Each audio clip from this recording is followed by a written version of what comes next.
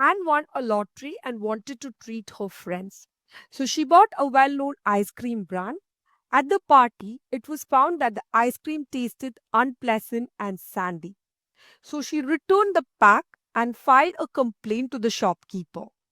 The shopkeeper apologized and gave her another ice cream of the same brand free of cost. She took it home and found to her surprise that the ice cream was yummy and smooth. So, what do you think could have led to sandiness in case of previous ice cream? Let's take a look at this case setting. The problem setting here is consumer complaint of ice cream tasting sandy. Ice cream contains a lot of components like fat, air, lactose, ice, all of which impart it the characteristic mouthfeel and texture. Ice crystals and lactose, which is a reducing sugar present in milk, both have ability to crystallize in ice cream. The result of this crystallization is that ice creams become grainy in texture and when eaten will give feeling similar to what is experienced when sand is in mouth. Therefore, this condition is termed as sandiness in ice cream. Lactose is a dimer which is formed by glycosidic linkage of beta galactose and beta glucose.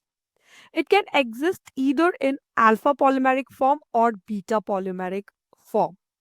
So what happens is during freezing process, there are some areas of food where water is not in its solid state, meaning it is still in its liquid state. And when you reduce temperature further, this water begins to crystallize into ice. At a particular time, the concentration of lactose will be so high as we have ice crystallizing out of the system and the system contains only solutes. So when the concentration of lactose is greater than its solubility, then lactose also begins to crystallize out of the system.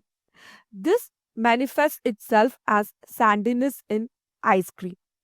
Generally, if the crystal size is greater than 30 micrometer, is when we experience sandy mouthfeel. The optimum crystal size for a pleasant mouthfeel is anywhere between 10 to 20 micrometer. However, we have to keep in mind that small crystals can grow over a period of time by a process called as oswald ripening. That's why we should not subject ice cream to frequent refreezing once it's open. So, how can we reduce this issue with lactose? Or how can we prevent lactose crystallization?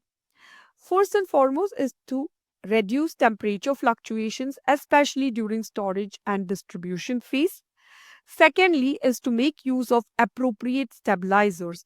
So, when you make use of appropriate stabilizer, it not only helps with lactose crystallization but also helps with ice crystallization. Thank you for staying with me through the video. In case you have any queries, please feel free to put them in the comment section and I'll get back at the earliest.